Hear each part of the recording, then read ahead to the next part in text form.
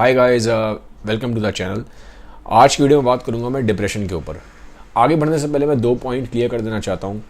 पहली चीज़, कई लोगों ने कमेंट सेक्शन में बोला था लास्ट टाइम कि मेरी आवाज़ ठीक नहीं आती। वो कहते हैं कि मैं स्नीज़ करता हूं और थोड़ा सा उसकी वजह से उनको डिस्टर्बेंस होता है। तो मैं क्लियर कर दूं यार, मुझे सीवियर एलर्जी इश्यूज़ हैं। वेदर चेंज होते ही मेरे को एलर्जी के इश्यूज़ होते हैं। यही एक रीज़न है कि मैं बहुत रेगुलरली वीडियोज़ नहीं बना पाता, क्योंकि मुझे सुबह से ही प्रॉब्लम स्टार्ट हो जाती है स्नीजिंग की, और ये पूरे दिन रहती है।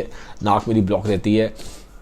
डॉक्टर से मैंने अपॉइंटमेंट लिया है और मैं जल्दी कोशिश करूँगा कि उनको दिखा के कुछ मेडिसिन के थ्रू या जैसे भी है उसको ट्रीट करूँ, क्योंकि मैं खुद उसकी वजह से काफ़ी परेशान रहता हूँ। ठीक है, फर्स्ट थिंग। सेकेंड थिंग, आप लोगों से मेरी रिक्वेस्ट है कि आप वीडियोस को लाइक किया करो, क्योंकि यूट्यूब का एल्गोरिथम कुछ इस तरीके से सेट है कि ज़्यादातर जो इन्फॉर्मेशन बेस्ड वीडियोज़ हैं वो ज़्यादा स्प्रेड हो नहीं पाते। ठीक है, क्योंकि जब आप लाइक करते हो तो एल्गोरिथम भी इस चीज़ को नोटिस करता है कि ये वीडियो लाइक किया जा रहा है, तो उसको ज़्यादा फिर रोटेट करता है। तो मेरी आप सबसे रिक्वेस्ट है कि वीडियो को लाइक किया करो अगर आपको वीडियो अच्छे लगते हैं तो। अब मेन बात करते हैं, पॉइंट पे आते हैं डिप्रेशन की। डिप्रेशन आज की डेट में हम देखते हैं, सुनते हैं, हर जगह बढ़ता जा रहा है। हमें केसेस सुनाई देते हैं। अगर WHO की माने तो 26 करोड़ के आसपास लोगों को डिप्रेशन है ग्लोबली, दुनिया भर में। और मेल्स को कंपैरेटिवली कम होता है फीमेल से। इसके पीछे ये भी हो सकता है कि मेल्स जाते ही नहीं है किसी साइकोलॉजिस्ट या साइकेट्रिस्ट के पास, तो अंडर रिपोर्टिंग वजह से भी हो सकता है। 2.7% मेल्स को होता है, फीमेल्स को 4.1% होता है।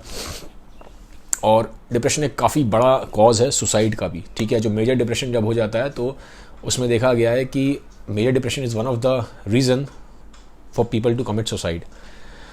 अब कॉजेज़ क्या हैं डिप्रेशन के? ठीक है, बहुत लोग जैसे कि ये बोलते हैं कि यार डिप्रेशन तो रईसों की बीमारी है, और कई जगह मैंने ये भी सुना है लोगों को बोलते हुए कि डिप्रेशन एक बिज़नेस है, बना दिया गया है कुछ नहीं ऐसी बीमारी। ठीक है, कई लोग ये बोलते हैं कि लोग सिर्फ सोचते ज़्यादा इसलिए डिप्रेशन हो जाता है।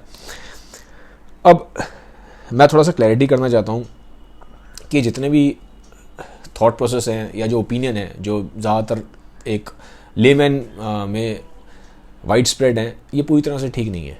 ठीक है, क्योंकि अब मैं मेडिकल साइंस की बात करता हूँ। मेडिकल साइंस क्या कहती है? मेडिकल साइंस कहती है डिप्रेशन के पीछे 3 मेजर कॉजेज़ हैं। पहला है बायोलॉजिकल में क्या होता है कि आपके ब्रेन में कुछ केमिकल्स का इम्बैलेंस हो जाता है। ठीक है, हमारे ब्रेन में कुछ न्यूरोट्रांसमीटर्स होते हैं, तो उसका जब वो ऊपर नीचे हो जाते हैं कुछ इम्बैलेंसेस होते हैं, जैसे कि मेनली 3 न्यूरोट्रांसमीटर इन्वॉल्व है, सेरोटोनिन, डोपामीन और नॉरएपिनेफ्रिन। अभी मैं इसमें इतना नहीं जाऊँगा क्योंकि ये वीडियो बायोलॉजी के ऊपर नहीं है, ये सिर्फ मैं आपको लेमन टर्म्स में बात कर रहा हूँ। तो कहीं ना कहीं मतलब हमारे ब्रेन में सीरियस चेंजेस होते हैं। ठीक है, इनफैक्ट ये भी देखा गया है कि जो लोग डिप्रेस होते हैं उनको fMRI स्कैन, एक स्कैन होता है। ठीक है, जैसे MRI होता है उस टाइप का समझ लो, तो उनका ब्रेन का MRI होता है। तो उसमें देखा गया जो लोग डिप्रेस होते हैं उनके ब्रेन के कुछ एरियाज में, हिस्सों में चेंजेस आ जाते हैं। ठीक है, एनाटॉमिकल चेंजेस पाए गए हैं। तो ऑब्वियसली बायोलॉजिकल कॉजेज़ हैं। सेकंड है जेनेटिक रीज़न। ये देखा गया कि कई लोगों के जिनके जीन्स में डिप्रेशन होता है तो उनकी प्रोबेबिलिटी हाई हो जाती है डिप्रेस होने की। फिर तीसरा देखा गया जो कॉज है एनवायरनमेंट। अब एनवायरनमेंट से मतलब क्या है कि हो सकता है एक आदमी 30 साल तक ठीक रहे, लेकिन 30 साल के बाद उसको डिप्रेशन हो जाए। तो एनवायरनमेंट में कोई ट्रिगर मिलना ज़रूरी है। ठीक है, क्योंकि ऐसे नहीं होता, जब जीन्स और एनवायरनमेंट जब मैच करते हैं तब जाके कुछ बनता है। एनवायरनमेंट में ट्रिगर का मतलब क्या हो गया? जैसे कि कुछ करियर प्रॉब्लम आ गई किसी बंदे को, या जो उसका स्टेटस था पहले वो एकदम से डाउन हो जाए। ठीक है, या फिर उसको कोई हेल्थ इश्यूज़ हो जाए, सीरियस हेल्थ प्रॉब्लम हो जाए, जैसे कैंसर हो गया या ऐसी कोई डिसीज़ जिसका कोई इलाज नहीं है, या फिर उसके घर में किसी की डेथ हो जाए। ठीक है, इस टाइप से कुछ चीज़ हो जाए, लॉस ऑफ लव्ड वन। तो ये सब क्या है? ये एनवायरनमेंट के ट्रिगर्स हैं। तो बायोलॉजी, एनवायरमेंटल ट्रिगर्स, जेनेटिक्स, ये तीनों चीज़ें जब मिलती हैं तो एक कॉम्प्लेक्स फिनोमेना सा होता है जिसकी वजह से डिप्रेशन होता है। तो पहली चीज़ तो ये है। तो ऑब्वियसली यहाँ पे कॉजेस पाए गए हैं। मेडिकल साइंस अभी इन 3 चीज़ों पर ज़्यादा बात करती है, बायोलॉजी, एनवायरमेंटल ट्रिगर्स और जीन्स। और ऑब्वियसली ये मेडिकल साइंस का काफ़ी बड़ा कंट्रीब्यूशन है कि हम समझ पा रहे हैं कि चीज़ें हो कैसे रही हैं। अब इसका जनरली कैसे डायग्नोस किया जाता है? आप साइकेट्रिस्ट के पास जाएंगे तो साइकेट्रिस्ट कुछ सिम्टम्स देखता है जनरली। कुछ सिम्टम्स जैसे कि अगर आपका किसी चीज़ में मन नहीं लगता, पहले आपका मान लो पहले आप किसी चीज़ को बहुत इन्जॉय करते थे, लेकिन आज की डेट में आप उसको इन्जॉय नहीं करते, तो loss of feeling of pleasure, anhedonia बोला जाता है इसको, ठीक है। तो जो चीज़ें पहले हमें अच्छी लगती थी वो हमें अच्छी नहीं लगती, फिर हमारी नींद डिस्टर्ब हो जाती है, तो हम पूरे दिन सोते रहेंगे या हम सोएंगे ही नहीं, ठीक है। और ईटिंग पैटर्न्स डिस्टर्ब हो जाते हैं, या तो आदमी बहुत ज़्यादा खाने लगता है या फिर आदमी खाना छोड़ देता है, ठीक है। तो स्लीपिंग और ईटिंग में डिस्टर्बेंस आता है, दोनों ही एक्सट्रीम में जा सकती हैं चीज़ें। और फिर लॉस ऑफ एनर्जी भी देखा गया है, मतलब आदमी बहुत थका थका रहता है, उसका मन नहीं करता बेड से भी उठने का, ठीक है। जब मेजर डिप्रेशन होता है, देखो डिप्रेशन भी कई तरीके के होते हैं, अभी मैं पूरी तरह नहीं बोल सकता यहाँ पे उस पर, क्योंकि बिकॉज मैं एक्सपर्ट नहीं हूँ, I am not a psychiatrist, I am not a psychologist. थोड़ा बहुत जो मैंने पढ़ा है वो मैं आपको बता रहा हूँ कि डिप्रेशन भी कई तरीके का होता है। यूनिपोलर डिप्रेशन है, बाइपोलर डिप्रेशन है, ठीक है, डिस्थीमिया होता है, साइक्लोथीमिया होता है, तो कई तरह के डिप्रेशन होते हैं। बट जनरली क्या होता है, जब वो आगे सीवियर केस में हो जाता है, जब मेजर डिप्रेशन हो जाता है, तो बंदा आप देखोगे उठेगा भी नहीं, उसके अंदर इतनी एनर्जी नहीं रहती कि वो बेड से उठ पाए, वो ब्रश कर पाए, जो डे टू डे जो हाइजीन की एक्टिविटीज़ है वो भी ठीक से नहीं कर पाता। तो एनर्जी बहुत कम रहती है, उसके अंदर बहुत होपलेसनेस रहती है, उसको लगता है कि सब बेकार है, कोई होप नहीं रहती, और वो सेल्फ एक अपने आप को बहुत कंडेम करता है कि मेरी वजह से सब खराब हो रहा है, ठीक है। एक वर्थलेसनेस की फीलिंग आना स्टार्ट हो जाती है, तो ये एक सिम्टम है। और थॉट्स ऑफ सुसाइड आते हैं, लॉस एंड सेक्स ड्राइव भी रहता है। तो ये सब क्या है, ये सिम्टम्स हैं, ठीक है। तो अब जब साइकेट्रिस्ट के पास जाएंगे तो साइकेट्रिस्ट आपसे इन चीज़ों के बारे में बात करेगा, और देखा जाता है कि एटलीस्ट ये 2 हफ्ते तक रहने चाहिए, ठीक है। जो DSM-5 है, जो बुक है साइकेट्री की, तो उसके हिसाब से जब आपके अंदर ये सिम्टम्स रहते हैं, कुछ सिम्टम्स जो मैंने अभी आपको बताए हैं, ये 2 हफ्ते तक जब आपको रहते हैं, तब एक डायग्नोसिस होती है कि इस आदमी को डिप्रेशन है।